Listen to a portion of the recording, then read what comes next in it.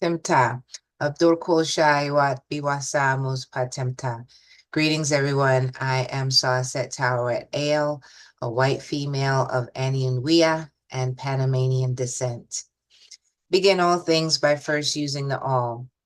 This is our 78th year, 15th month, 15th day on our Yamasic calendar, which is April 2nd, 2024 of the Gregorian calendar. From the desk of Plenipotentiary of Earth and Chief Nani Shaboel, registered copyright trademark of the Atsakata Nation of Yamasee Moors. This interview series with the Plenipotentiary of Earth and Chief Nani Shaboel, registered copyright trademark of the Atsakata Nation of Yamasee Moors by the White Autochthons of White Work, is brought to you courtesy of and not limited to the following so-called conscious podcasters and representatives of the so-called conscious and or Black community. Firstly, with honors, Bobby Hemmett, who acknowledged Chief's lien on the White House.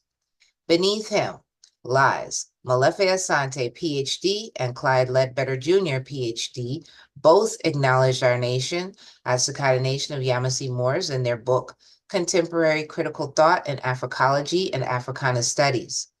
Asakata Nation of Yamasee Moors is mentioned as one out of only 3 organizations of African descent out of the 103 Universal Periodic Review, UPR, submissions that were filed in the United States of America in 2010. Plenipotentiary of Earth and Chief Nani Shaboel, registered copyright trademark of the Atsakata Nation of Yamasee Moors, has subsequently filed a UPR in 2019 on the United States of America. Both Universal Periodic Reviews are published on the United Nations website. 19 Keys, Riza Islam in California, Dom Luker, Philip Scott, Will Rattigan of YouTube channel Reason with Rattigan, who breached a contractual agreement to give Chief a 3 to 4 hour platform to discuss who we are as a dark-skinned race on the planet and the solution for us to call ourselves white. He got, or Chief, I should say, Chief got Rattigan got unreasonably rattled and cut Chief from speaking by kicking him off the show twice within an hour and 6 minutes. He had no solution to offer Black people and refused to keep his word to hear Chief's solution for Black people. Mutabaruka, who uploaded Chief's interview with Reason with Rattigan some weeks ago on his first appearance, uploaded it and published it to his own YouTube channel. He created a thumbnail with a graphically imposed image of Chief with the words, "I am white," written above the plenipotentiary's head. And then Mutabaruka, he put his own image beside Chief to appear like he is standing with the plenipotentiary, but he never states he is white, nor does Mutabaruka claim that he is white in that video and has disabled the comments. Killer Mike, Black Magic 363, Rick Smith, Peter Moon, author of the Muntak Book of the Dead, who did not reply to Chief's emails, which was sent to him via his publisher, Roland Martin, Joy Bulamweni of the Algorithmic Justice League, Mother America Publishing, Sa Netter, Sabir Bey, Taj Tariq Bey, Nakeem Bey, Hakeem Bey, Queen Afua, Queen Valara, Rod Hayes, Rare Bird, Young Elder, Yusuf Al and Jonah Bey, who both used to diss the SF-181, but now tell people, I told y'all you got to fill out that SF-181. MSTA, Great Seal, Farrakhan. Chief sent a DM to him on Twitter, now called X. Farrakhan never responded. Don Nicoleone, the Sabians, Nuwapians, Duswa York, Victoria Broussard, attorney at law, Adrian Patrick, attorney at law, the Hebrew Israelites, Red Pill, Blue Pill, Sarah Sutanseti, who refused to show up for a scheduled live debate he agreed to do with Chief in 2016, Professor Griff, who Chief left a voicemail with and never returned his call, Dr. Cornel West, who agreed to endorse the SF-181, but then turned around and said he wanted to be like Jesus and endorse Bernie Sanders for president of the United States. Dr. David Imhotep, author of the book, The First Americans Were Africans. He was given the SF-181 by our associate, and he refused to be clear over the phone with Chief about whether he faxed it or not. Shahrazad Ali, author of The Black Man's Guide to Understanding the Black Woman and The Black Woman's Guide to Understanding the Black Man, who, when presented via email with the commercial fact that there are no Black racial groups of Africa, she threatened legal action if we mentioned her in association with our nation. We just wanted her to rename her books and make them correct, which would be white. Billy Carson, Karen Hudez Smith, Jesse Jackson, Al Sharpton, who recently solidified the commercial fact by stating that criminal activity is Black culture. In short, Black people are sinful, as the etymology of crime means sinfulness. The etymology of sin is to miss the mark, as in a game of archery. So, Black people have missed the mark of correctly self-identifying as white. Black people, check another box. Mark white on the SF-181. NAACP, National Action Network, NAAIP, Draconis Rex, Hellraiser, Brother Truth, Mon3 Adamak, and he, she, hopping from hotel room to hotel room, hustling the SF-181 with demon slit eyes when she goes on her news feeds. It's somehow appealing to those who lack discernment, but they have been warned not to fall for this con man hustler via email, pilfering step 1 of our autochthon standing process and charging $15 up to $40 to do a free form. Isis Wisdom, Tiffany Israel, who came on our free webinar just to get the ASP instructions package and then turned around and sold them to people. She added an extreme number of alternate pages to the SF-181 attachments that had no relevance, which may have contributed to the fax line to OMB being jammed for months with a busy signal. Chief had to find an alternative backup fax line for the white autochthons to then use. Usar, Polite, Mark Kishon Christopher with his fraudulent quantum live life claim for those with a Black status was the impetus for why Chief now only wears his namuz. Chief attended a Zoom Mark held wearing his namuz, and Mark singled Chief out in a derogatory way to ask him, "Are you comfortable with that headgear upon your head?" And Chief said yes. So Mark kicked him out of the Zoom meeting once he lost the battle to Chief's rebuttals. Global African Congress out of the UK, Russell Gould, Phil Valentine, who did call Chief, but left a message that was not honorable enough to incline Chief to return his call. Panic out of New York, the Black conscious community, Black occult community, the New Age community, the UFO community, Anu El Bey of the Amexa Moors, Dr. Ali Muhammad, Anna Von Reitz, Chief emailed her directly with no response. Dr. Frances Cress Welsing, author of the ISIS Papers, had the SF-181 put in her hand by one of our associates and was asked, "Why are we still calling ourselves Black?" She squirmed in her chair. This was all during her presentation at Howard University. She avoided the question, and she never came back to Howard University again after speaking there monthly. And then she died about 3 months later.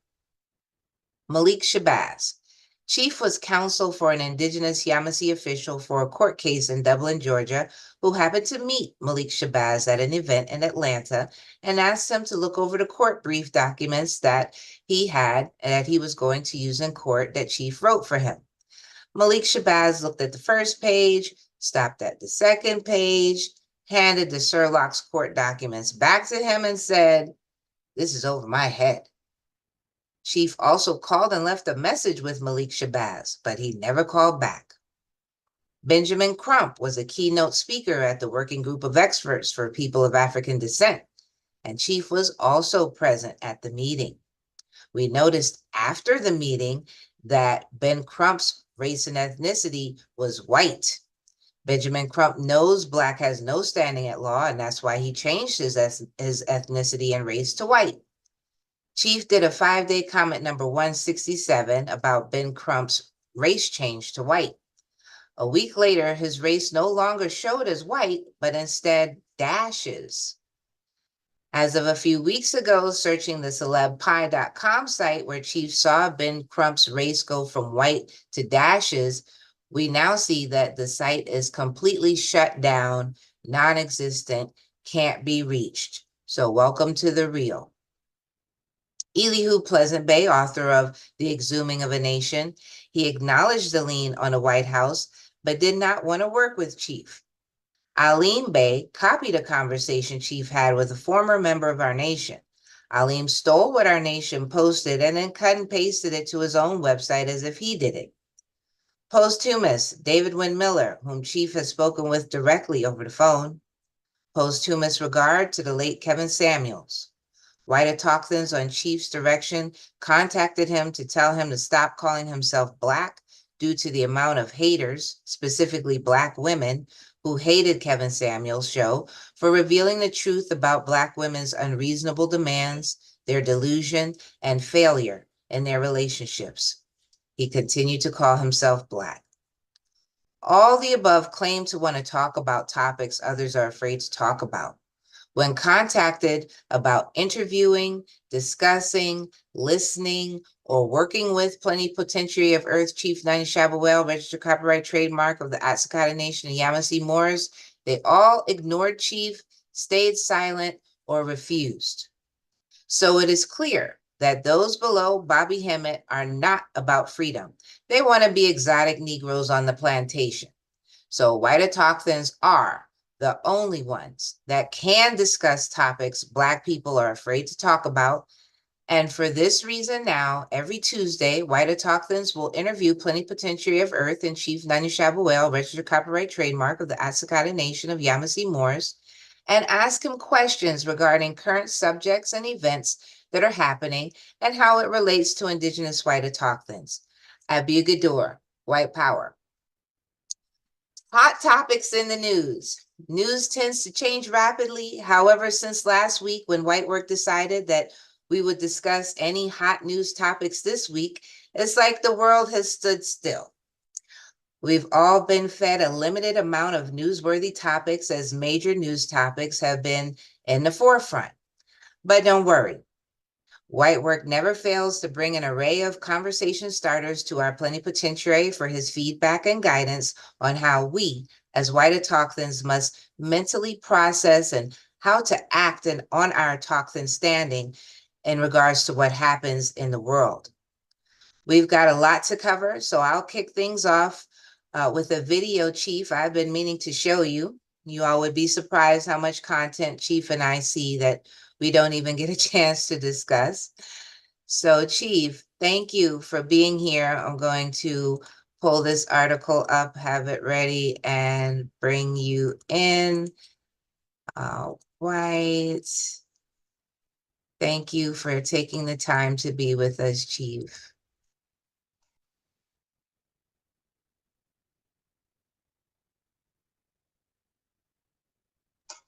توها باوالي الانتيتين خشق بدور خشق بدور خشق بدور. Two.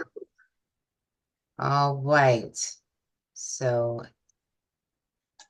let me make sure I share the sound.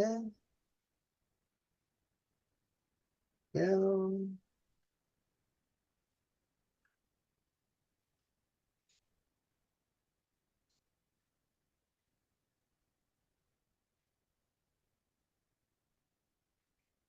The sound's in the bottom right corner of that video.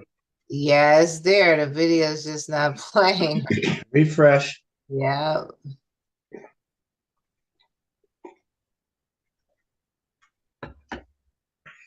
Incredibly rare footage that the House of Windsor has attempted to censor. Just prior to her coronation as Queen of England, the Princess Elizabeth was initiated into the Welsh Druid Order. The Queen wore a green robe to signify her rank in the order. Known as Vate or Ovate, the Vates had the role of seers, similar to the oracles of ancient Greece. It's very interesting to see these pictures because 99% of people out there assume the House of Windsor is a Christian royal family. This suggests otherwise. You are looking at incredible. Okay, so Chief, my question is, why didn't Elizabeth want this seen? Now that this video is circulating, how will people perceive the so-called monarchy?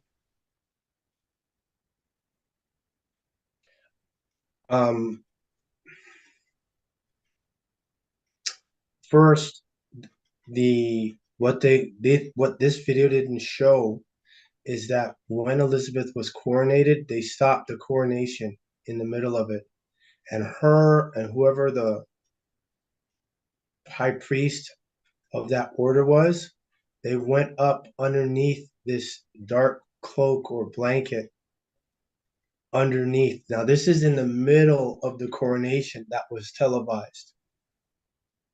So I've seen this video before, so I'm familiar with it.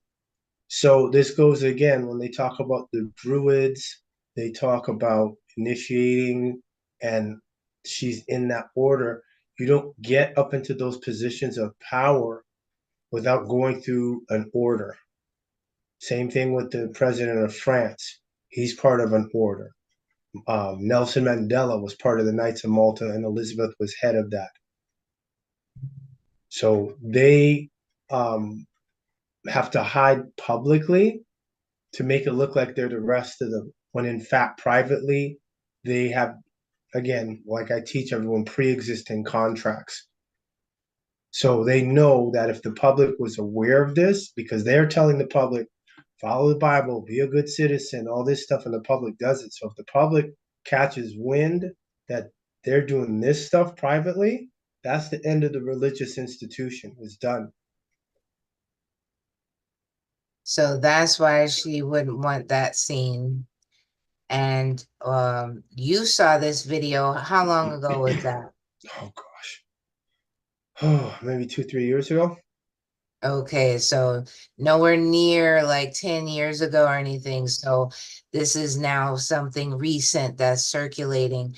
And so even with everything else that people are seeing, do you think something like this helps to change their perception of the monarchy?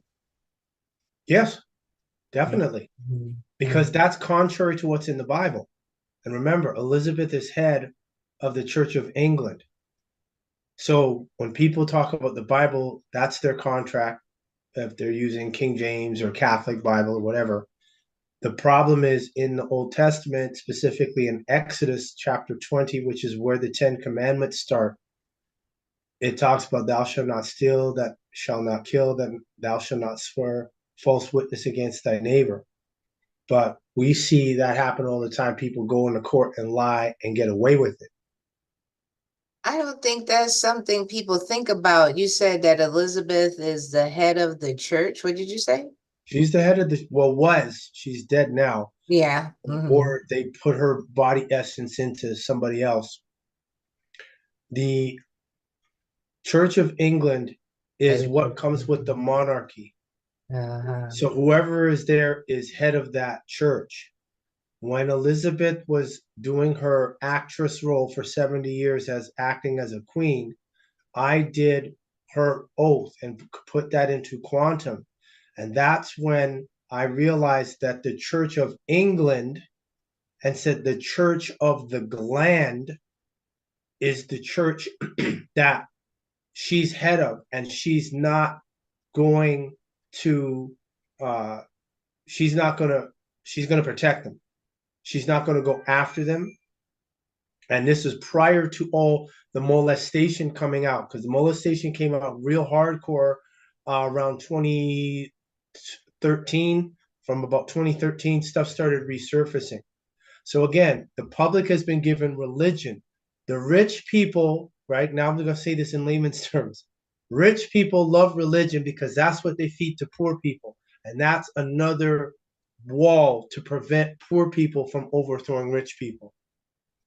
And so as the head of the Church of England, to be involved with the Druidic, would that be considered a religion too? They call that paganism according to the Old Testament. Hmm. That goes against Exodus. Thou shalt not have any other God. I am the Lord thy God, and thou shalt not have no other God before me. She went and did this. Then, if we accept what this is saying, she was in the order before she got what in the middle of her coronation. She did another private spiritual contract before she signed her oath. Her oath was signed when she was coronated. Charles, they were showing all this paperwork, but right now at this moment, I can't see where Charles signed his oath, where we can see his signature on the document. That means, like I told the people in the United Kingdom, he's a fraud because my claims, the liens, the Regina versus Jaw case has proven that. So again, the public has been given a spiritual tool, or call it a spiritual prison, from the rich. You do that, they'll show up to church too, but privately they're doing this stuff that you got on the screen. That's where the real allegiance is. So for her to not want the public to see her being initiated into druids, that goes contrary to the Old Testament and in Exodus, Leviticus, and Numbers and Deuteronomy. Wow. I get it. Much appreciated, Chief. You're quite welcome. That historical breakdown. A lot of people don't know. They coast through life and common sense ain't common, like they say. So next we have Sasha. Greetings. Welcome. Greetings, everybody. Yes. Oh, Yes. I'm pulling your article up now. Oh, wait. Oh, that's not right. You know, this has happened before today. I copy paste the articles that you all sent, but it only shows up by clicking on it directly from where you posted it in here. They may have changed it on Facebook where you can't cut and paste. So if you can't highlight it and paste it in the address bar, they've changed it. They've done that on Zoom. They I have. should play this, right? Correct.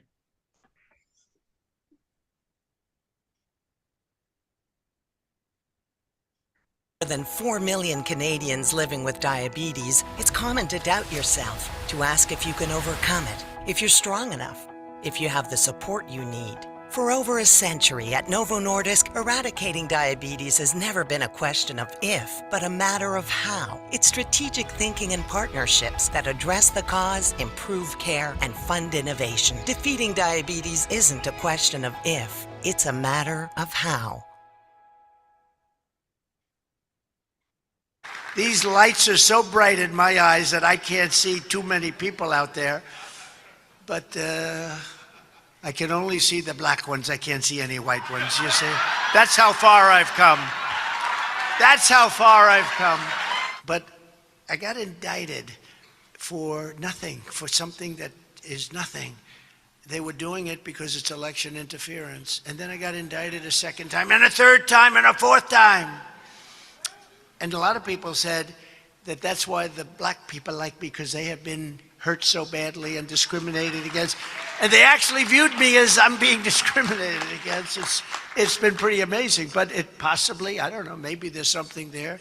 Black conservatives understand better than most that some of the greatest evils in our nation's history have come from corrupt systems that try to target and subjugate others, to deny them their freedom and to deny them their rights. You understand that? I think that's why the black people are so much on my side now, because they see what's happening to me happens to them.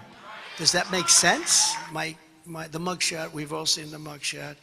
And you know who embraced it more than anybody else? The black population. It's incredible. You see black people walking around with my mugshot. You know, they do shirts and they sell them for $19 a piece. It's pretty amazing. Millions, by the way, millions of these things have been sold. So I don't know if I'm proud of it or not proud of it, but.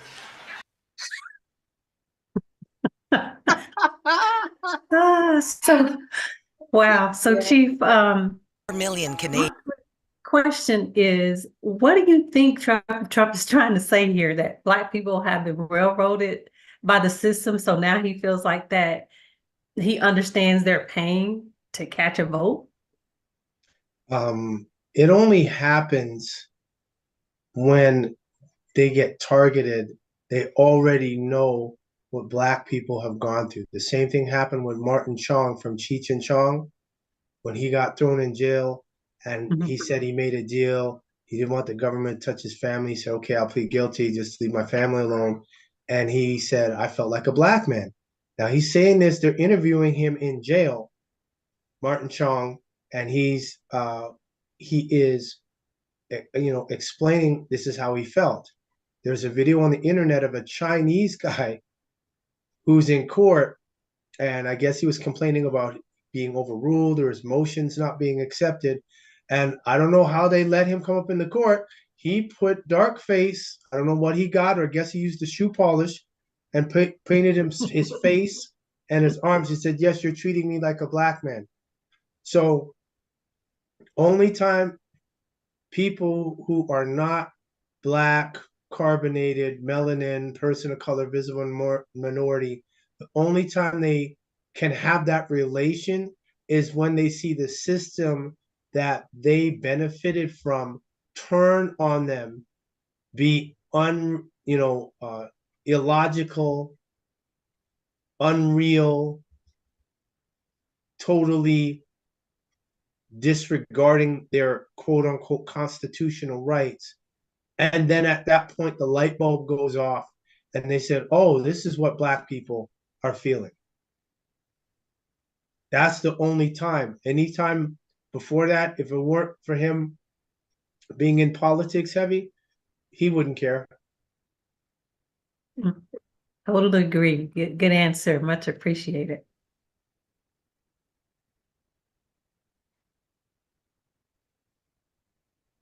I am here. Okay, I have a second article from Sasha, right? And would you like me to speak that picture or pull up the article first? It was a picture that had some letter to Fauci. It's kind of hard to read, so I pasted it into my Word. So I Okay, did yes, that's fine. expand it. You want me to go to the picture first? Yes, please. All right.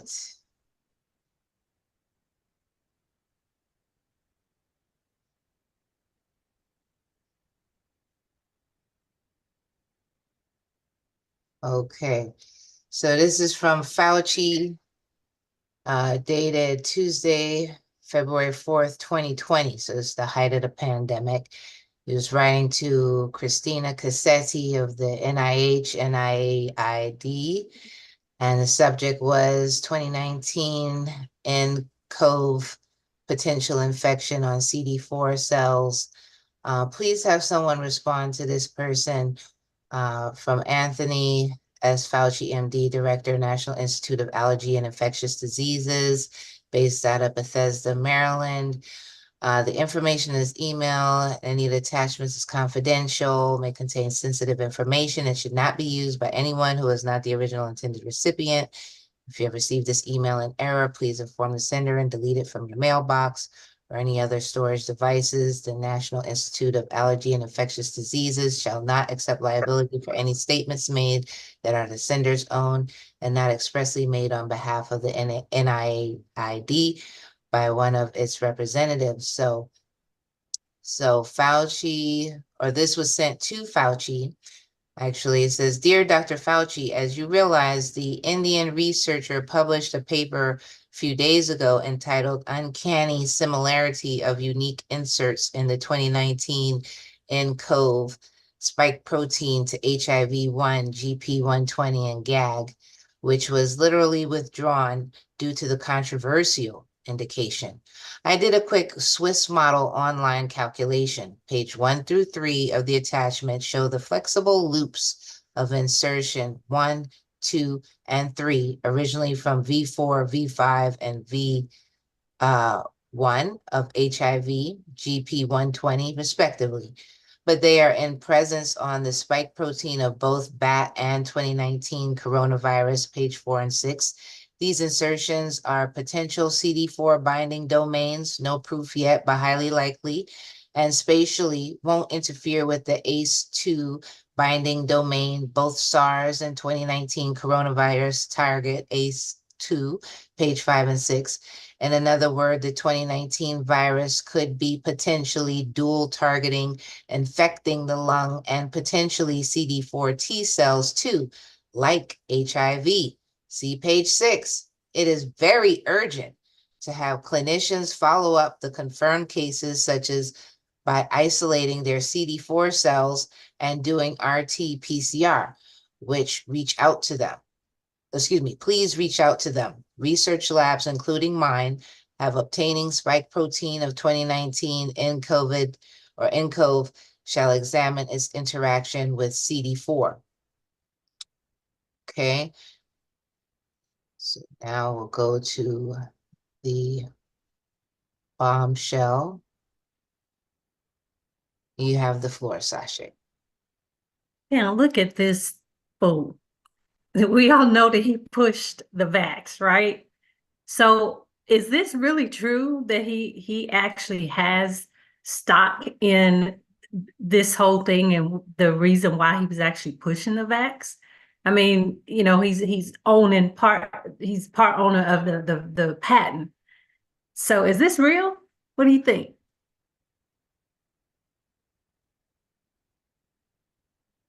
Oh, somehow you lost the power to unmute. It's worse than that. Oh, He was the one that was getting money from the federal government to support what's called gain of function in Wuhan, China. So the institute in Wuhan, he was giving them money. And gain of function, for people that don't know, that is allowing the SARS-CoV-2 to be able to produce the spike proteins to tamper with the immune system, because what it does is the what they call the vaccine, whatever, goes behind your immune system, and then once it's in what do they call it? Not an enzyme, but there's a lining, some lining that's covering it to get past your immune cells. Once it get past your immune cells, the membrane, that's what it is. The membrane dissolves, and then the vaccine, whatever in there, it comes out. And now once it comes out, now because your immune system is like a firewall. So now once it gets past your firewall, now it can infect your system. So it's been proven that not only did he own a patent, he was getting money from the federal government and was funding gain of research in Wuhan, China, which is where COVID apparently was first released, where it came from. And he denied that until they found the emails showing that he supplied gain of function. And this is where Rand Paul, who's what's his name, Ron Paul's son, was saying that Fauci lied to Congress about his association and connection with gain of function. Mm. So it's not That's if. crazy. This is not an if. This is a yes. He's Wow. all wrapped up in that. is that That's crazy. Barbra Streisand? Yeah, that's Barbara Streisand. That's Babs. Yeah, it is. She's That making tickled fun me of me too, because I just, Saw. yeah, she's making fun of me because I finally watched that movie. Oh, what's the name of it? From 1976. The way we were. And Yeah, I finally watched. I'm not making fun of you. I'm just saying that's what they call her. They call her Babs. Yeah, She's like an icon unto herself. I mean, I want to watch Yentl, but I haven't had a chance to watch it yet. yeah. Well, it wasn't all that I thought it would be. It's one of those movies, I guess you like after you've seen it and after you've gotten away from it, you can appreciate it for what it was, a sad story. But yeah, anyway, what's she doing rubbing shoulders with Fauci? Because she's Jewish. I don't know who this guy here on the left is, and it's come out that a lot of what has been going on with the vaccine what's his name? Bula is Jewish. There was a video on the internet where a guy went to a city town hall meeting somewhere in the States. It's on x.com, etc. And he talked about all the Jews that were connected with the COVID and the vaccine and everything. And what's her name? The former head of CCC, Walensky, she's a Jew. They talk about how many Jews are on in the U.S. Congress, how many are in the Senate, how many are in the White House. Something like 80% of the White House administration are Jews, meaning they have dual citizenship with Israel, which puts them in a conflict of interest. And so, Definitely. yes, it puts them in a conflict of interest. And there's also documents showing where the previous prime ministers have said, we tell the United States what to do. They don't tell us what to do. We tell them what to do. And with what's happening in Palestine, or in, as they call it, Philistine or Gaza, you see the International Court, the International Court of Justice, they're all putting all these decisions against Israel. And Israel's like, bump that, we're still going ahead. Why aren't the UN sending in all the countries to stop them? Because they probably got the leaders of the countries that say we have to publicly look like we're fighting for human rights. Publicly put on a good show. Privately, they probably have them in a compromising position and information in a compromising position or situation. And if they don't play ball, they say, we'll just leak it to somebody in the press. You're finished. Puff Daddy. We'll get to we'll get Correct. there. Is in this article, Sashay, this here, if you're familiar with this section here, this really does explain it very well in these 3 paragraphs. Not only does the Fauci flu infect T cells, but it also contains the GP120 HIV insert. This is not natural, as there are no known coronaviruses in nature that possess these uniquely harmful traits. Amazingly enough, if you still believe in coincidences, HIV also uses the same LFA1 receptor as COVID to enter lymphocytes and uses the same GP120 protein to facilitate the entry.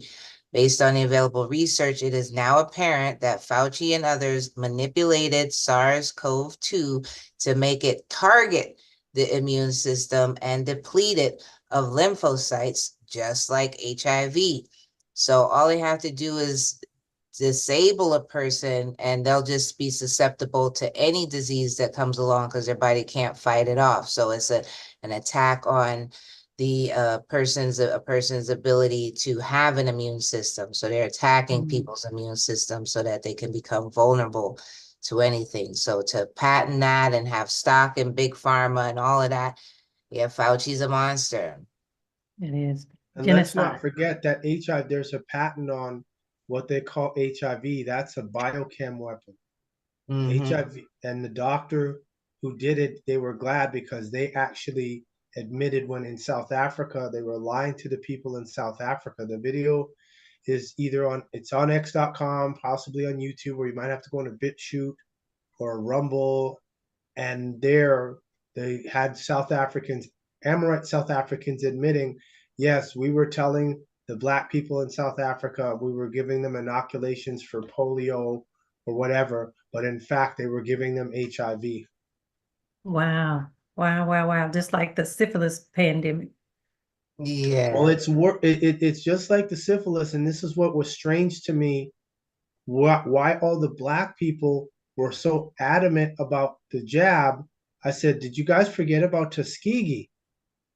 And that was a government program that they gave them, the most virulent strain of syphilis. And then didn't tell them they gave it to them and let them cohabit. And these are the things that are funny. When they do these things, I'm like, well, how do you not know or think that it's not gonna come back into the Amorite community? That's the part that I find puzzling. They forget about that piece. That's what I say arrogance does when they want something. We want to kill these black people so much. They're not looking at all the collateral or peripheral consequences of that. They're like, we're focused on getting them. I don't care about all the peripheral stuff. I don't care about the social costs. We just got to get them. And then it's like, okay, now your Amorite daughter brings home a black guy as a boyfriend. Okay. Oh no. And then they find out years later, oh, he got the SIF. No. Oh no. Yeah. Yes, All yes, right. Well, much appreciated. Great dialogue. yes. Much Much appreciated. appreciated, Sasha. All right, X-Man, we have your article up ready to go. Rawat Tawha for being here. My apologies here. Okay, good. You got your mic. All right, what's up? Hotel by the top this. Well, what? Like, who right now? Munted, Jed Couture. Let me see. Uber saw. I guess you, since you're running the flow there. You're running the flow, so you can go down to. There's so many parts in this.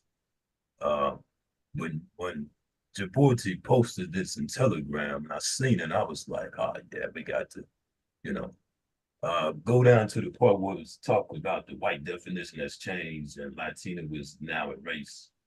And Okay, I'll speak this. So the white definition, which we talk a lot about, the white definition has changed and Latino is now a race and or ethnicity. OMB's decision to change its statistical standards on race and ethnicity for the first time in more than a quarter century also marks a major shift in the US government's definition of white, which no longer includes people who identify with Middle Eastern or Northern African groups such as Egyptian, Iranian, Iraqi, Israeli, Jordanian, Kurdish, Lebanese, Moroccan, Palestinian, Syrian, and Yemeni. That move sets up Middle Eastern or North African as the first completely new racial or ethnic category to be required on federal government forms since officials first issued in 1977 standards on racial and ethnic data that the Census Bureau and other federal agencies must follow.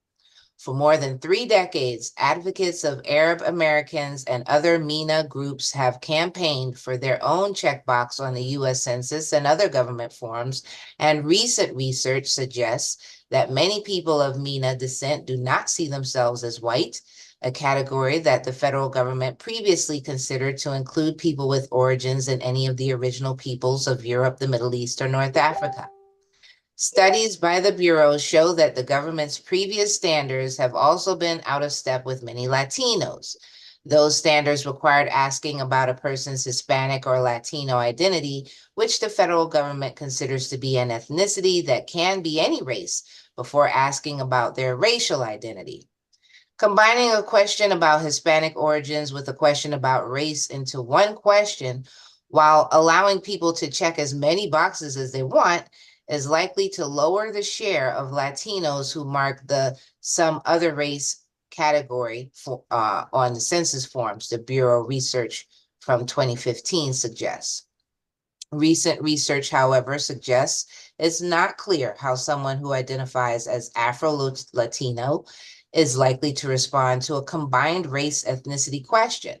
According to the Federal Register notice, about half of participants in a recent study for OMB selected only the Hispanic or Latino box when presented with a combined question after previously selecting both the Latino and Black categories. The new question format, along with the addition of a Middle Eastern or North African box, could also decrease the number of people who mark the white box.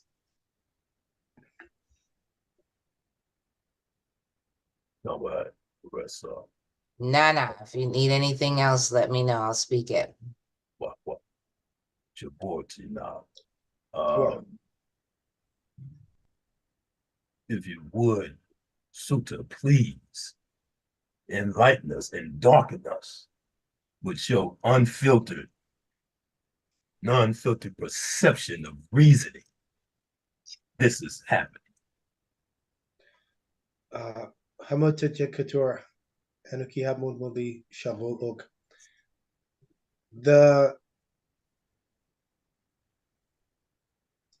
Sometimes I don't like to speak because if I say something, I know it will manifest. However, I'm gonna, for those that don't know, because this happened years before most of you all were even on the webinar, they had a census and they gave us advance notice. We found out from someone, and we just happened to find it on the found out on the last day that they were proposing it at the time. This must have been at least 4 years, maybe 5 years ago. And they said, we want feedback from the public. We're considering changing the race and ethnicity definitions.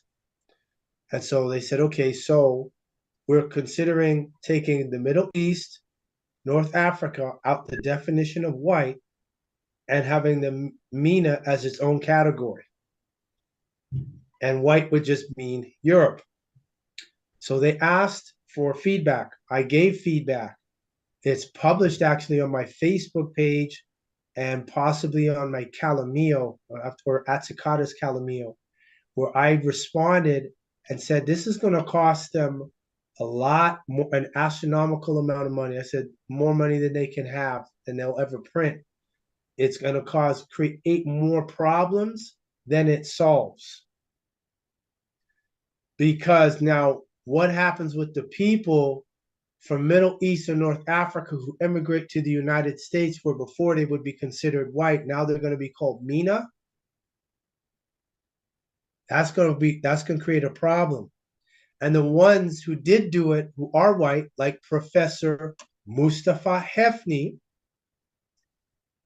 who sued the federal government, US government, and still lost because they classified him and he's from Nubia, he's an actual Nubian from Egypt in Africa, immigrates to the US, goes through US customs. They told him, in this country, you're white. He fought the government to change that and lost. So now the MENA category is what we told them not to do. And we said, if you do go ahead and do this, you're going to create more problems. My report is still there. So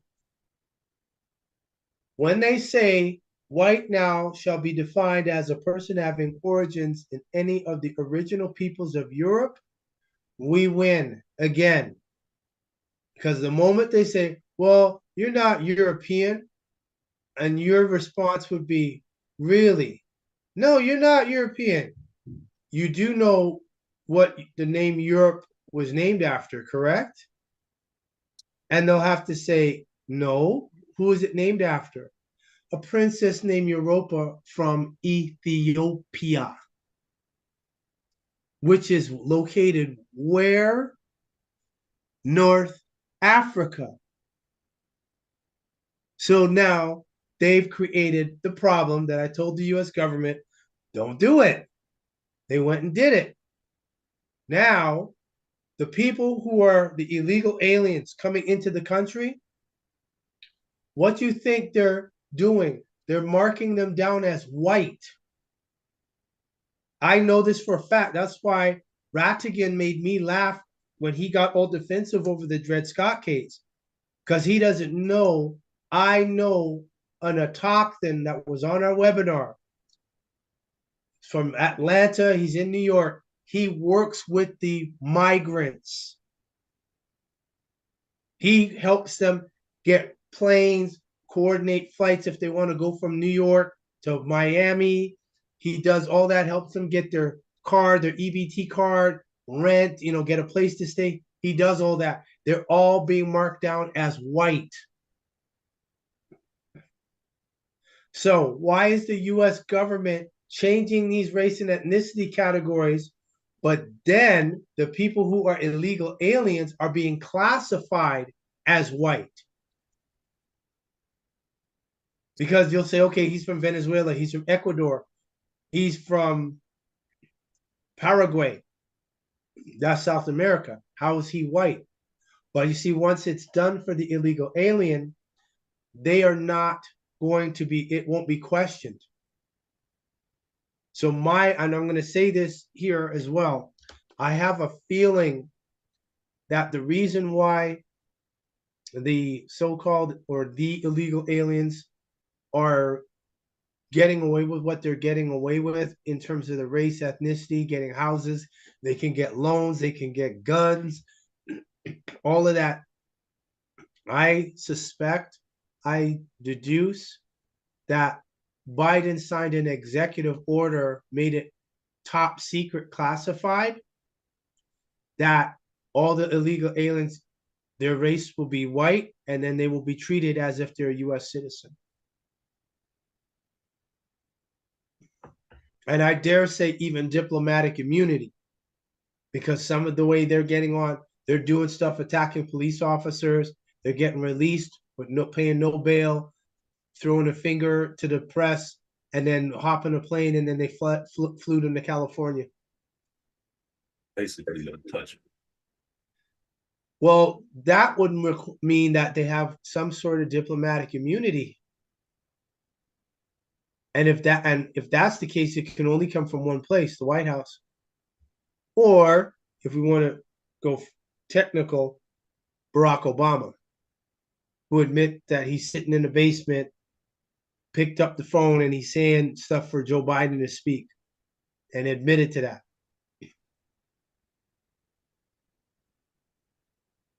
And in this article, it speaks about them having to go through a process of educating. It's going to be difficult to educate all the different ones, different races, especially like you said, with the immigrants.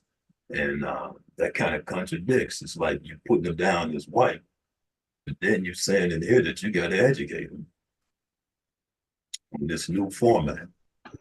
They know what they're doing, and I deduce it has everything to do with the work I've done and the fact that I told you all are white. And so now they're like, okay, we got to head this tsunami off at the pass. So we'll let the people who can't speak the language into the country, let them claim everything, and then we'll move the people who were US citizens, put them into concentration camps. Because now the people who come in under Biden, they're coming in technically under a government contract, which would make them an independent contractor.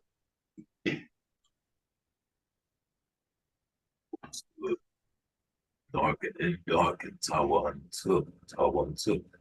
Whereas saw, if you would please to go up to right above that. And I just want to make this real quick point there. Right above the white part, go keep going up, please. No, go down. My bad. I'll smooth it. Go down.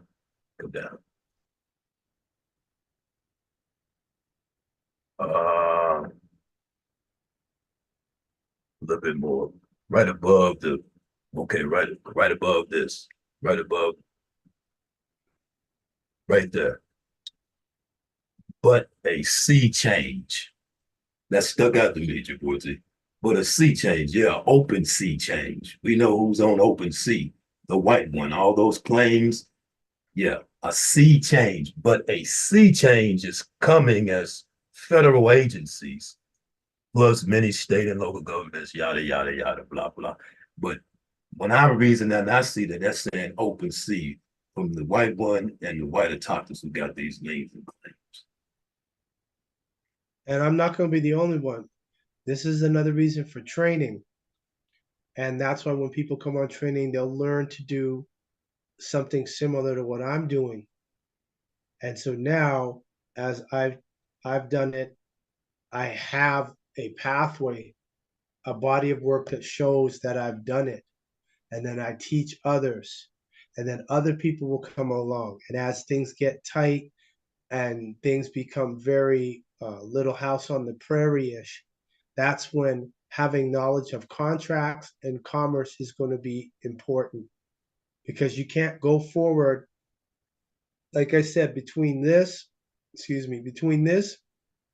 article you have here and now fact, or pardon me, 5-day comment number 109, and what's been currently happening as it relates to how Black people are treated because they have no standing at law, it's not subject to debate anymore. These are small steps of them cooking Black people to the point where come 2025 on January 1st, if the Civil War doesn't break out within the next 3 to 6 months, that is going to be a reality that Black people will not be affected. They'll be, you sit on the sidelines and let the adults talk. And then at that time, that's when a lot of Black people are going to be upset. People who are on the webinar are going to be upset. And it'll be like, you guys don't have no network. You don't have no support system, no structure. And so just doing a form is not going to be good enough. And they can't say I didn't warn them. This is why the HECA is important, because a person who's stuck on just the paper, just only on education or college, they're not going to see the other esoteric or exoteric realities that are out there. Yes, and that Civil War movie is coming out April 12th.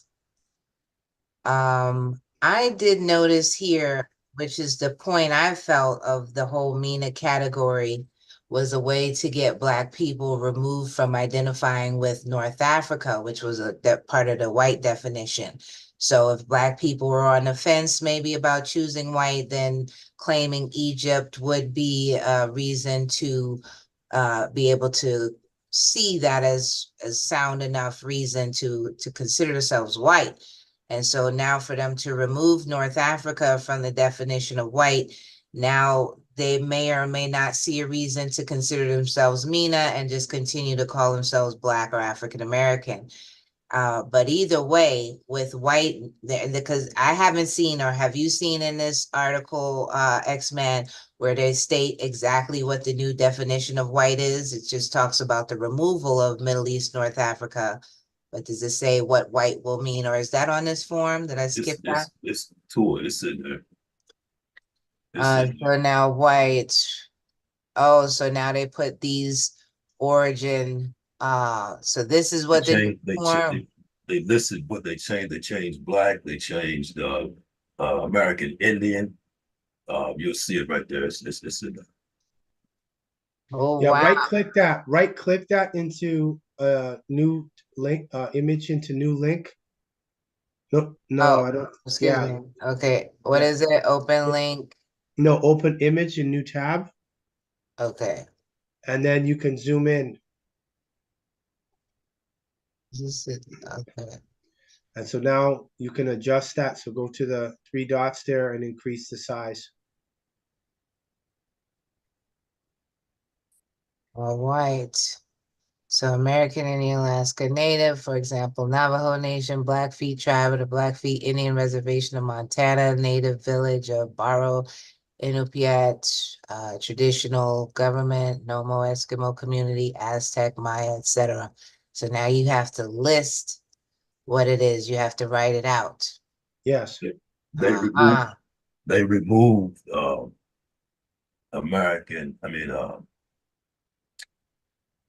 tribe affiliation or community attachment, all that they removed.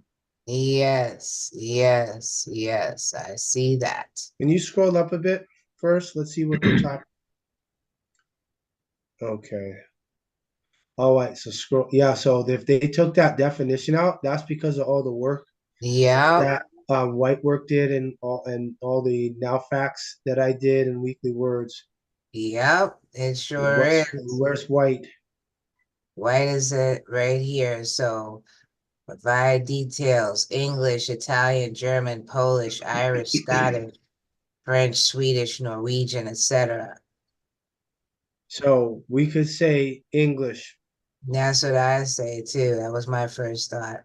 Now, why Italian? Notice Italian and German.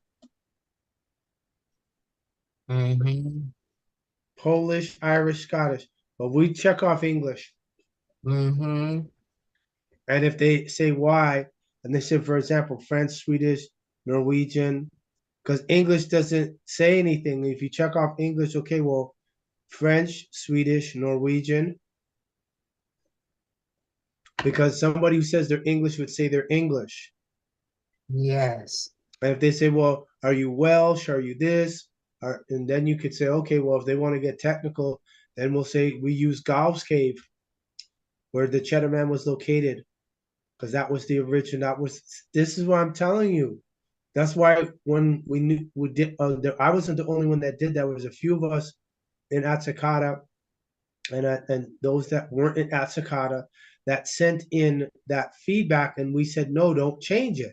Now that they changed the X-Men, now they create the problem, because if they dispute that, I'm like, Europe is named after Ethiopian princess. How y'all naming yourselves after an Ethiopian, which is in North Africa? That's a contradiction. But if that's what you guys want to do, now we get to claim that. Now they're in trouble. And then thanks to Mr. Radigan on Dr. Ben, where they stated that the Ethiopian Catholic Church is older, the Egyptian Catholic Church is older than the Roman Catholic Church. Yeah. They're trying to minimize. You have to be intellectual, you have to be astute, you have to have your intuition has to be very strong to read through that. They're now scrambling the race and ethnicity. This was my response. Chief is talking about at the time when they asked for feedback. I think that had to be about at least 2018 or 2017 when they were considering it, because I don't think it was after Empress was born. But yeah, I remember this. Yes. So the biggest point that I made here was that, well, I'll speak from the beginning. MENA and African American are both commercial terms coined in the past 30 years to misclassify groups of people, to perpetuate genocide, apartheid, rape, infanticide, forced assimilation, war crimes, and crimes against humanity for the sake of leper supremacy. Nubanites, misnomer, Blacks, African Americans are all the categories on the SF 181 except Black African American, because Nubanites are the original peoples of the planet. However, the IPED states the categories do not denote scientific definitions of anthropological origin. The standard in commerce is that anthropology is not to be discussed because those who created this commercial world have no natural claims to any part of the planet. Commerce is a fictional game, and the rule is everyone has the right to self-identify which piece on the board they want to use to represent themselves in commerce, regardless of skin color or religion. The lepers, misnomer white, and Jebusites, misnomer Jew, who created this commercial game do not fit any category on the SF-181. They have no melanin, a humanizing hormone. It is fair and obvious to see that this commercial world is run by depraved sociopathic animals that admit to drinking blood at parties, sacrificing children for sex and body parts, grinding up humans to feed other humans, McDonald's, kidnapping and imprisoning people for profit, cheap labor, slavery, emasculating Melaninite men on TV, movies, and worst of all, poisoning the food, plants, animals, peoples, water, land, and air through chemical warfare. The OMB's SF-181 is, as Hillary Clinton said, a way to change laws, the allocation of resources, and to change the way systems operate.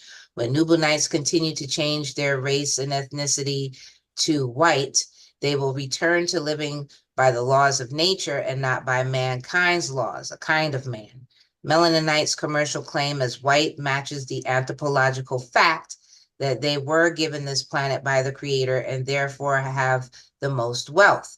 Anthropologists, archaeologists continuously provide evidence that Nubanites predate all other races by millions of years. Therefore, only Nubanites have claims to all of the planet's resources.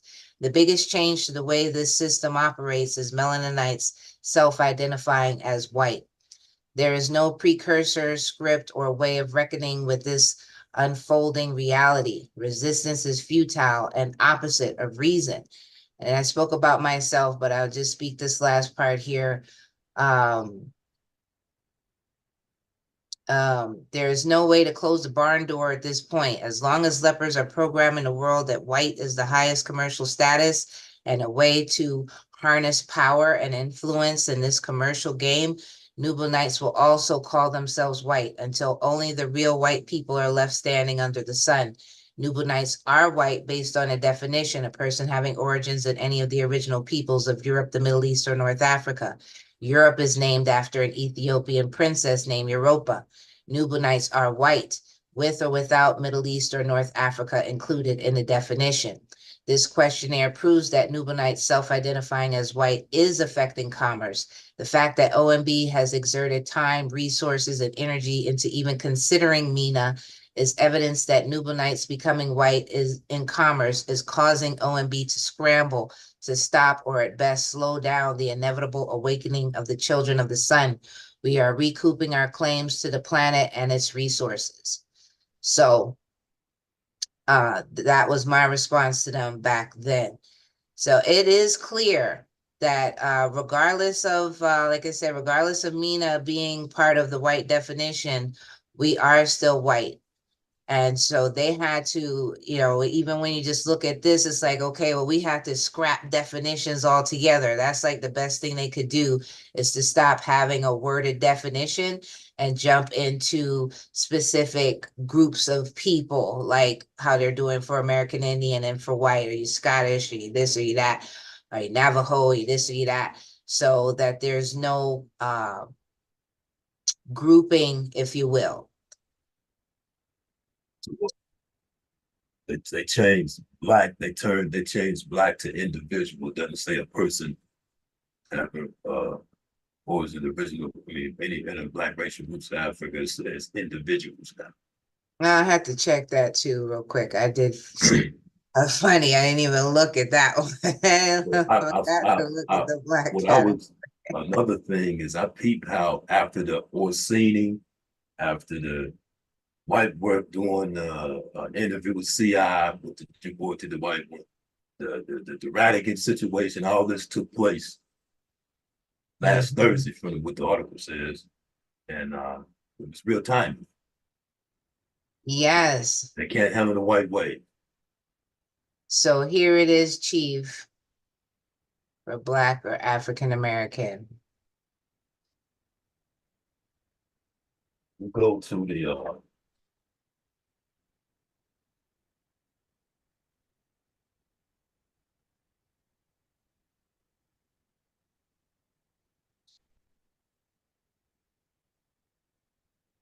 it would be in the section of a changing conversation about race and ethnicity.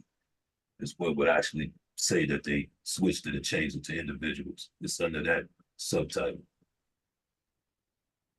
A changing conversation about race and ethnicity. To OMB says it plans to create a standing committee to formally review these standards at least once a decade going forward. Among the key questions OMB says the committee may review is how to encourage people to select multiple categories when appropriate, so that there are complete and accurate estimates about groups such as Afro-Latinos. While the revised standards go into many minute details about how surveys and data tables should be presented, there are many unanswered questions. It's not clear, for example, how the federal government will consider people who identify as MENA when monitoring and enforcing civil rights. OMB's previous guidance, which was rescinded Thursday, used the earlier white definition, which included people with roots in the Middle East or North Africa, and was not categorized as a minority race that would face disparate impact or discriminatory patterns. The new standards offer no guidance about which specific groups the government considers to be a minority race. Still, changes to how the government asks about people's identities could also reset the national conversation about race and ethnicity.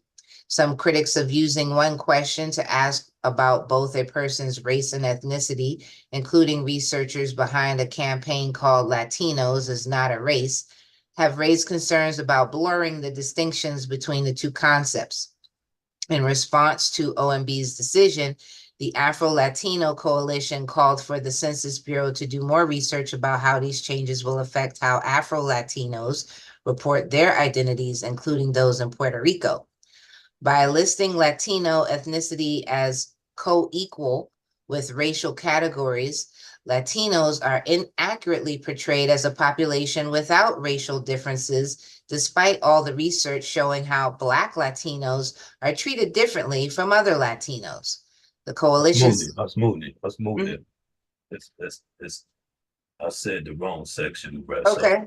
It's up under other changes coming to the federal forms. Let's It's up see. under that. Let's see. Okay, other changes coming to federal forms. Among the other proposals, OMB has greenlit is a general requirement for federal agencies to ask for detailed responses about people's identities beyond the 7 minimum racial and ethnic categories. This change, advocates say, will produce more insightful statistics about differences in healthcare outcomes and socioeconomic disparities within the minimum categories. OMB has also approved removing from its standards outdated language about allowing Negro as a term to describe the Black category and Far East to describe a geographic region of origin for people of Asian descent, which, according to the U.S. government's revised definition, now includes individuals with origins in any of the original peoples of Central or East Africa, Southeast Asia, or South Asia. The federal government's new definitions of the 7 minimum racial and ethnic categories list the 6 largest groups based on 2020 census results that the government considers to be part of that category. For example, its definition of Black or African American now reads individuals with origins in any of the Black racial groups of Africa, including, for example, African American, Jamaican, Haitian, Nigerian, Ethiopian, or Somali. For the standards official description for American Indian or Alaska Native, OMB is removing a phrase about maintaining tribal affiliation or community attachment. The revised definition says individuals with origins in any of the original peoples of North, Central, and South America, including, for example, Navajo Nation, Blackfeet Tribe of the Blackfeet Indian Reservation of Montana, Native Village of Barrow, Inuit Traditional Government, Nomi Eskimo, Community Aztec, or Maya. OMB decided not to move forward with calls to require agencies to gather data to better understand the descendants of enslaved people originally from Africa, which included suggestions to use American descendants of slavery or Japorti has American. his hand up, What do you say? Japorti has his hand up. Oh, Smooney. Yes, we need to move on. All white, all white. Let me get Netanyahu is next.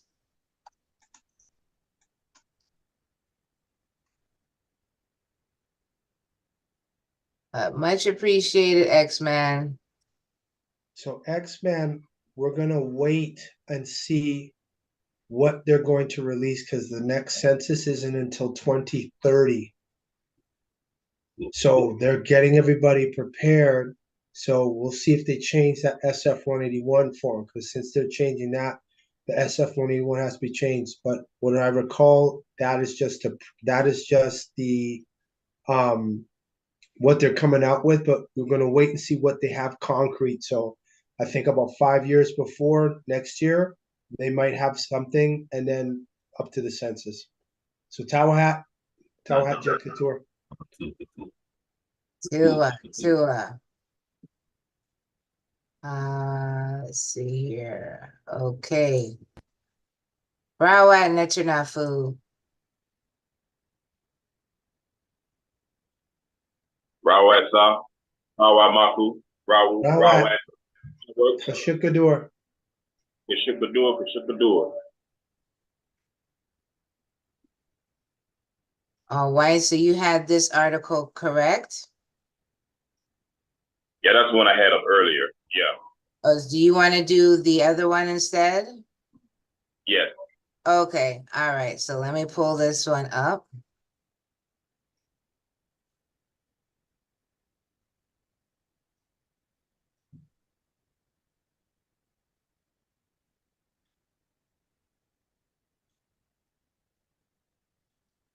The total solar eclipse is just 8 days away, and NASA announced that they will launch 3 rockets during the eclipse. The rockets will help scientists study how Earth's upper atmosphere is affected during the phenomenon. The rockets were also launched during last year's annular solar eclipse. They were recovered in New Mexico. The total solar eclipse is happening on April 8th, and the next one isn't until 2044. So scientists are taking advantage of the rare opportunity to collect important data.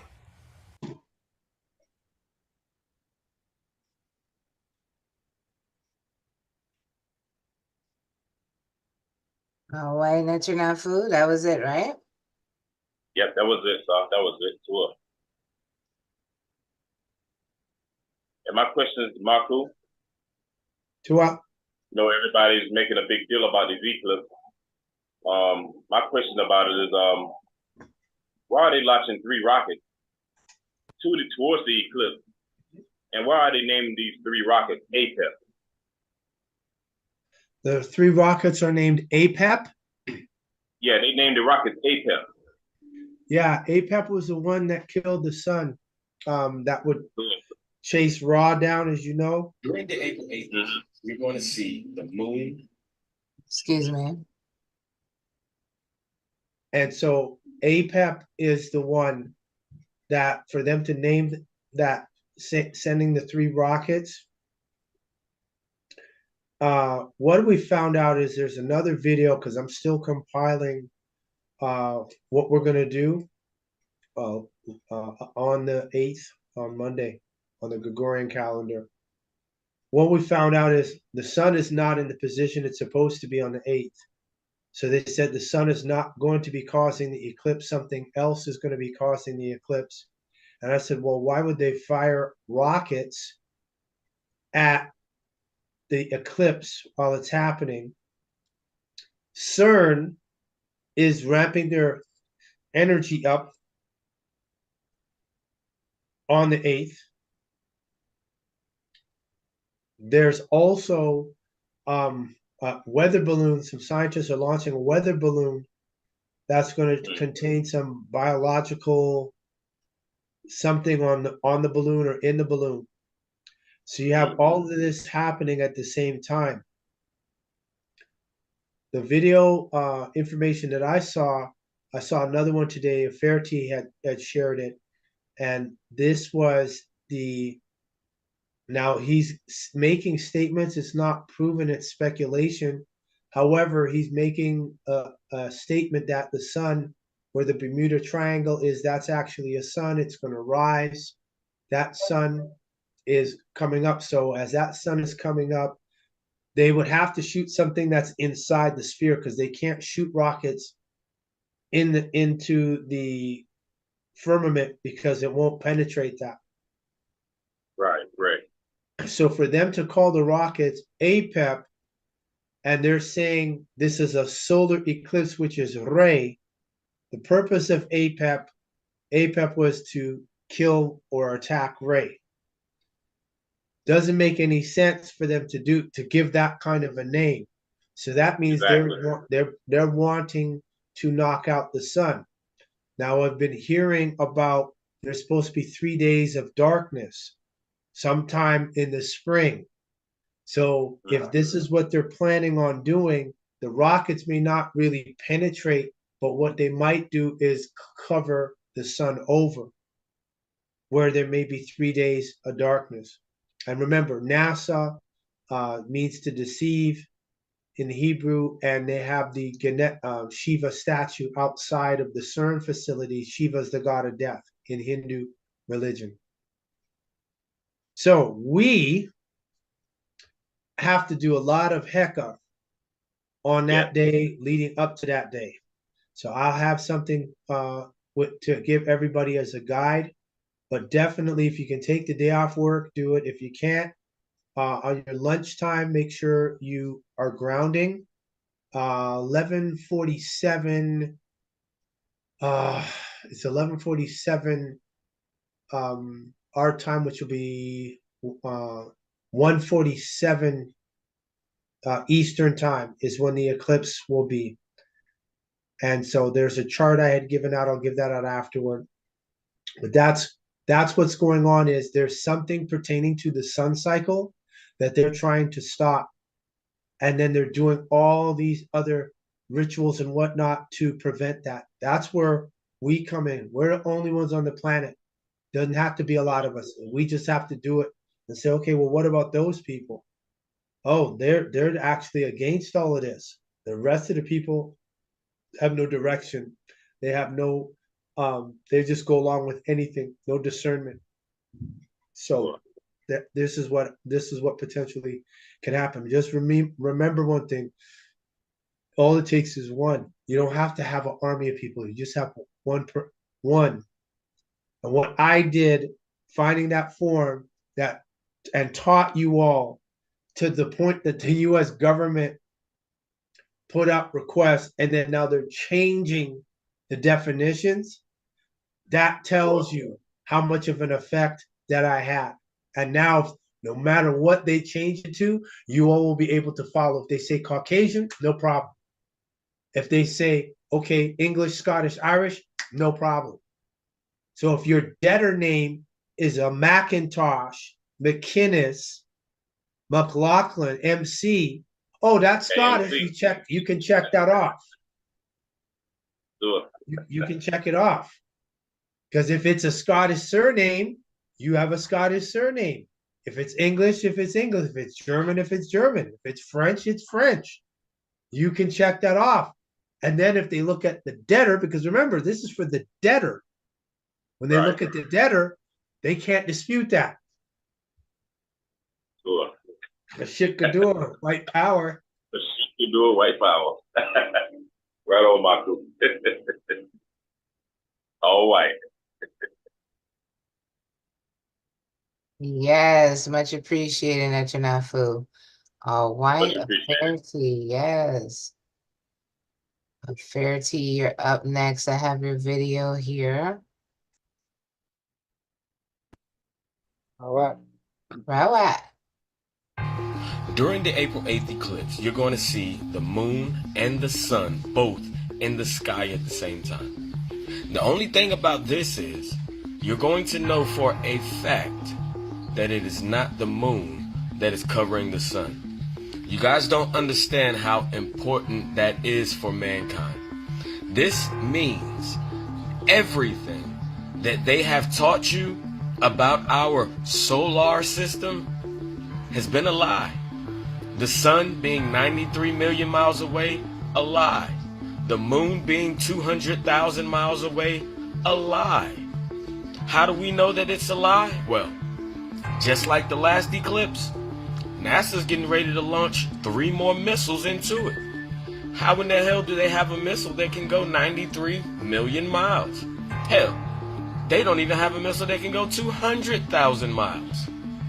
So how is it that NASA will fire rockets at the eclipse? Make that make sense. So if it's not the moon's shadow that we're going to see across the sun, what is it? Nibiru, the planet cleaner, the dew weapon, the Death Star. You all know it by many names, but yeah, she's here. Now, being that Nibiru is another planet system, it's going to change the magnetic pull of Earth. Are you listening? So right now, you know that this is happening because they're telling us about the pole shift, but they're not telling us why the pole shifts or what makes the pole shifts. And I'm telling you that Nibiru is going to change the landscape.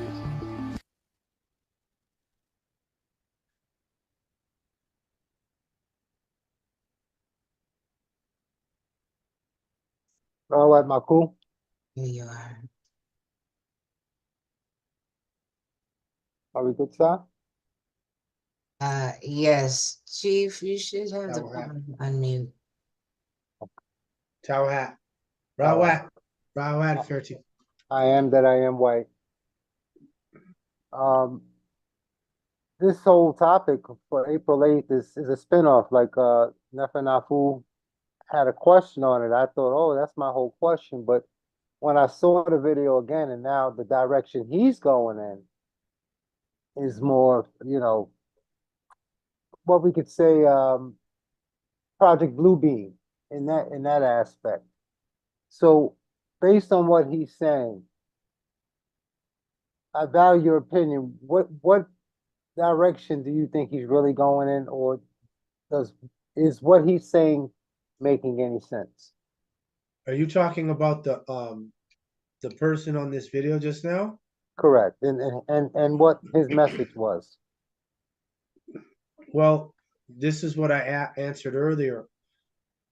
The video I saw with the Amorite woman, I did it on the webinar yesterday, went to Sky Map and found that the sun is like off to the right.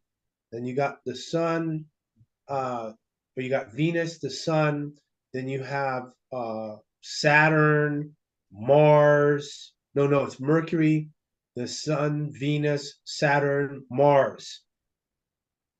In that order. And she's saying where the sun should be in the sky, it's not going to be there on the 8th. So something else is going to be causing the eclipse. Now, the eclipse is when the moon passes in front of the sun, but the sun is off to the right. So what's causing the eclipse where the moon is coming? That means there's going to be the light of Nibiru, because other people have seen in China and other places, they have seen what? The sun. And then they see another sun on the other side of the horizon. And sometimes they've seen 3 or 4 suns in a 360. So this just goes to show that Nibiru, that's Nibiru. And with the magnetic field changing, do y'all know there's a solar flare coming today or tomorrow, right? It's going to be 90 in Florida on Timakua. So I can imagine. Yeah, I can, No, I'm saying that there's a solar flare that they've announced it today. It should come today or tomorrow. That is going to affect electrics, the grid. It's going to affect electronics, radio communications. And they said this thing is massive. So between that flare, that's probably the beginning stages of Nibiru as it's moving into position. This is where astronomy is absolutely important to know the movement of the stars and the planets, or the suns and the planets. And it's exactly what we're feeling here in Timakua, because I'm in the yard planting, and I look up in the sky, and the wind is so different. The trees are getting so aggressive, but it seems like it's a nice spring day, but the wind is kicking like something is pushing and coming, it's pushing the wind forward. That's the magnetism that guy is talking about in the video of the poles shifting. So again, they launched the rockets. I say they're going to try, because you can't launch anything outside the planet. We've seen that. So I say that they're going to try to, because remember, Nibiru has crystals on it. They're going to try to block out the reflection of the sun off the crystals off of Nibiru. And they're going to probably want to block that out. And I want to see if they're going to put a time frame, like what time they're launching the rockets from, or if they're launching them from Cape Canaveral in Florida. That's kind of interesting. Or are they launching them from West Coast? Because because the eclipse is coming from west to east, or from it'll be southwest, then north, and then go up to northeast. I didn't hear anything about Cape Canaveral. I'm going to look, because it's only 4 hours away from here. So I'll definitely look into that, see what's going on.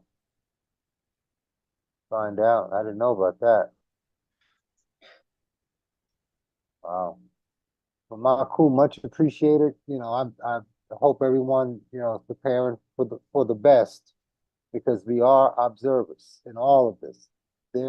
their destruction and doom is not ours. So I just wanted to get an observation of how you felt about,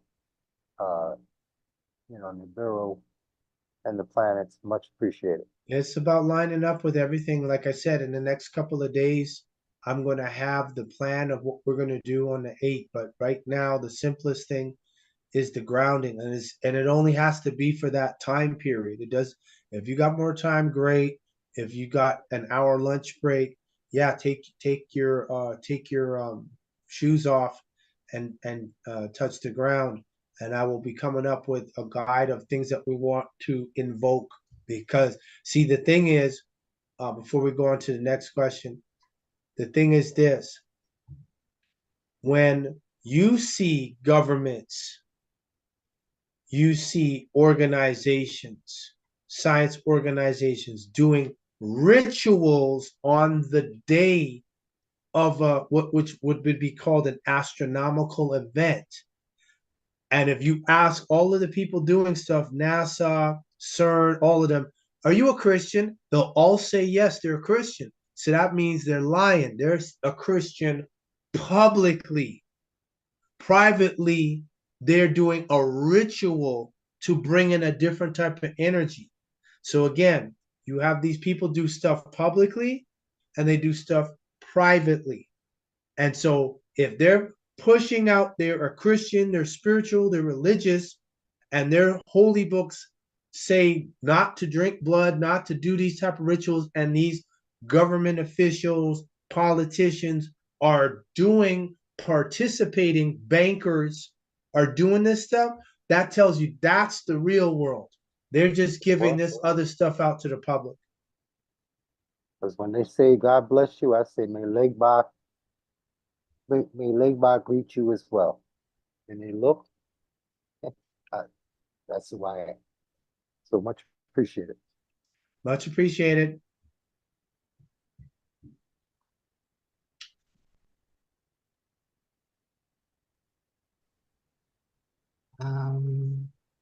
Looking to maybe have a part 2 of this series, Chief, next week for 2 of the autochthons that still have theirs, and then the rest of us can also do new topics for the following week.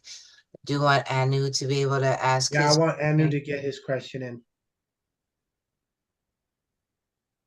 Rawa Anu.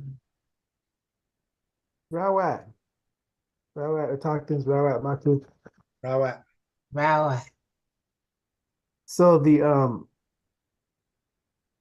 I noticed that the white category on the race and ethnicity, all they did was take out North Africa and Middle East, but they left Europe on the actual description of white.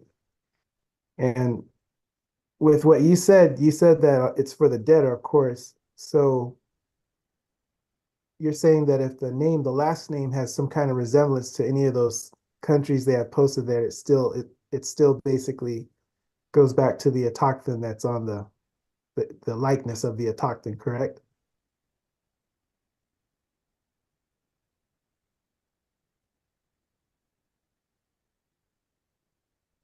Tawat, yes, because if you look at, everyone looks at their debtor surname and you find out the origin. This is why I was telling people when they come on the webinar, do a family history project. Know your family history. So you're gonna have to know what was the last name, who did it came from, what's the origin of the name, which country did it come from. Once you start doing that, and it goes back to England, Ireland, Scotland, you're carrying that legacy of the trafficking in human cargo. So now you get to claim the trafficking in human cargo, like the movie Formula 51 with Samuel Jackson. At the end of the movie, his goal was to get free, and then he said, yes, I was a descendant of this slave and this castle. Now I'm taking the castle. I don't understand what the nakedness was about, but he took the castle and he wore a kilt So the whole time through the movie, he's wearing a kilt, which we know is an apron in ancient Egypt. The Scots are the Scota. The Scota go back to ancient Egypt. The Tartans, as they call it, that's all the in the Kalahari Desert and the tribes. Oh gosh, that in South Africa, all the African tribes that wear those colors are not from the Scottish. The Scottish got those from the African tribes. When they go play golf and they wear their derby hat with the pom pom on it, that's all African. Mm. So the last name on the debtor for Carlton Sherrod, the Sherrod is from Ireland. And so when they come out with the new census, should you want to take it or participate, you'll check that, because I'm waiting for them to put that in the OMB. Because right now this is what X-Men has. That's what they're going to do. They've announced it. Now I want the OMB, the Federal Register. Because once we see in the Federal Register, this is what they're doing, now we'll know, because we want to be ahead. But right now you see they're kind of like, hey, this is what's going to happen, but it's going to take a while for people to catch on. We already warned them, don't do it. We said it'll cause more problems. Now they're doing it. Great. So now we know what to anticipate, but this is something we had already looked into. Tua. Tawahamaku, much appreciated. All right, great. All right, so we appreciate you, Chief, and we will extend this to Hot Topics Part 2. Nafir Shat, everyone. And thank you again, Chief, for your wisdom. Tawahatsa for moderating and for handling the mixing board. All right. Oh, I will be getting the flyer out, everyone, for Saturday. So I'll be getting to work on that. So everyone, Katur Hamutud, much appreciated for everyone attending and all your work. Everyone, you're much appreciated. Khashuk Kadur.